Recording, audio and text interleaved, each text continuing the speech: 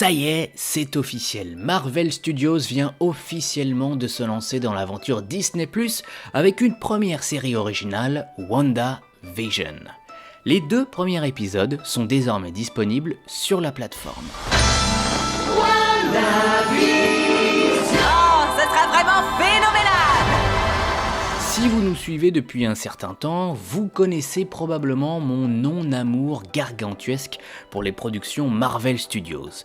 Alors, reprécisons les choses une bonne fois pour toutes, je suis très loin de détester cet univers, mais je dois avouer avoir toujours été frustré par un manque d'ambition cinématographique.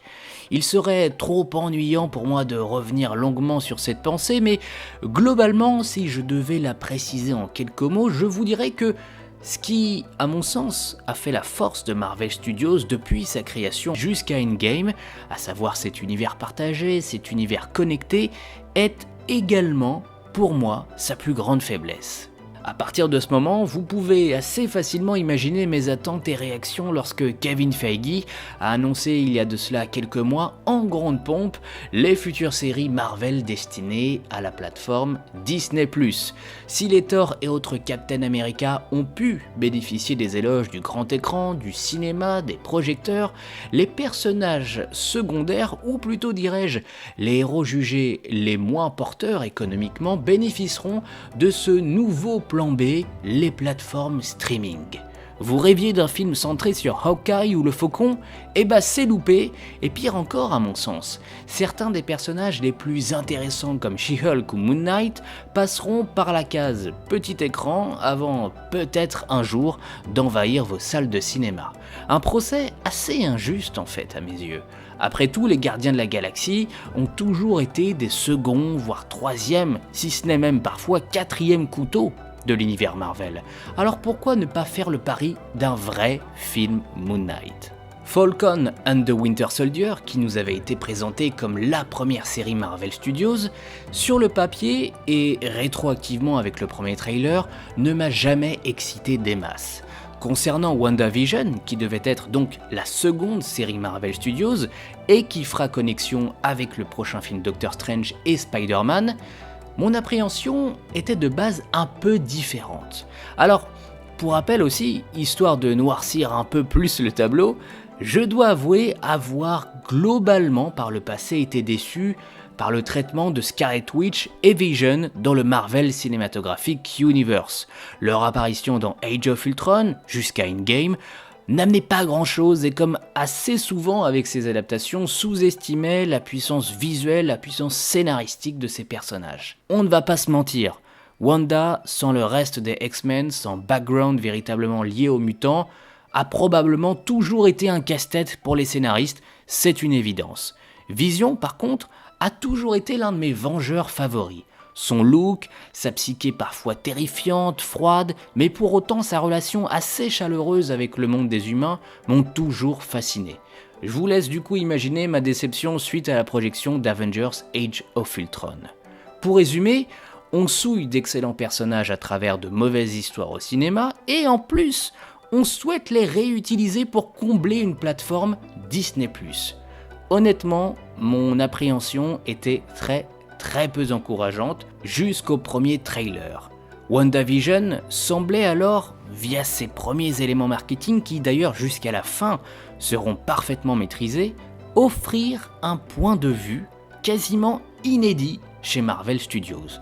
Disney+, qui, pour rappel, me semblait être une plateforme destinée à tous les dérivés inimaginables des univers Pixar, Star Wars et Marvel, semblait alors devenir une sorte de bac à jeu assez séduisant pour les auteurs. Cet endroit... Je ne comprends pas ce qui se passe. Les 2 premiers épisodes de WandaVision, d'une petite demi-heure chacun, viennent donc de faire leur apparition sur les écrans. S'il est encore beaucoup trop tôt pour juger concrètement de la série et conclure le moindre avis définitif, il ne nous semble pas moins inintéressant de souligner les nombreuses qualités de ce show et surtout de son aspect intrigant. surfant sans complexe sur des séries et sitcoms d'antan tels que I Love Lucy ou Ma sorcière bien-aimée, les premières minutes de WandaVision risquent pour autant d'en ébranler plus d'un.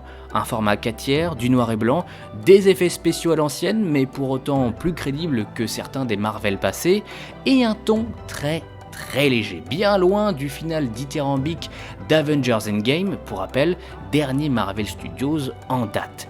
Et c'est là où réside la force de ce projet, casser les codes de la série type de super-héros et offrir aux spectateurs un point de vue radicalement différent, au risque d'en perdre plus d'un au passage.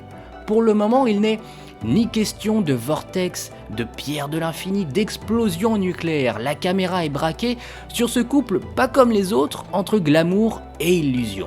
Alors oui, sans conteste, certains devront s'accrocher le temps du premier épisode rempli pour autant de petits clins d'œil subtils, mais assez désarçonnants.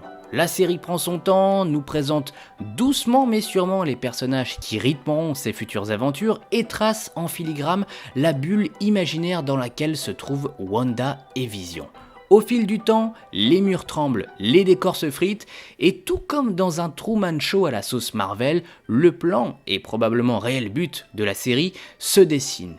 Il faudra faire preuve de patience pour en savoir plus. Malgré ce manque d'éclairage et de vision à long terme, les 2 premiers épisodes sont pour tout amateur de séries rétro ou fan des personnages un petit délice. Les références au run de Tom King apparaissent au fur et à mesure, l'ambiance assez palpable et similaire à la série Vision et Scarlet Witch publiée en 1985 par Marvel et pensée par Steve Englehart sont là, et les plus attentifs noteront les quelques clins d'œil probablement plus important qu'on ne le pense, la montre Hydra, la cravate de Vision, le grille-pain Stark, sans oublier bien sûr la présence de Monica Rambeau, future Captain Marvel, et celle du SWORD, abréviation de Sentient Weapon Observation Response Division, un homologue spatial du SHIELD, qui devrait avoir un rôle prépondérant dans la série, et même qui pourrait faire transition et lien avec l'univers des X-Men. Mais sans conteste, les 2 premiers épisodes tiennent avant toute chose au talent d'acteurs d'Elizabeth Olsen et Paul Bettany. Un regard mais tellement plus fidèle et intéressant au rôle de Scarlet Witch et Vision. À la fois touchant et drôle, entre la scène du homard, Vision déguisée en Mandrake le magicien et bourré avec un chewing-gum, ou encore cette phrase complètement barrée « Nous ne mangerons pas le pain des bolcheviks ».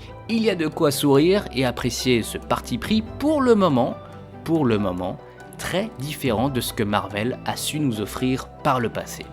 Il reste à savoir ce que le showrunner de cette série a en tête et si l'ambition de ces 2 premiers épisodes résisteront aux pressions du cahier des charges marvelien qui lui a fait, malheureusement à mon sens, trop souvent défaut par le passé.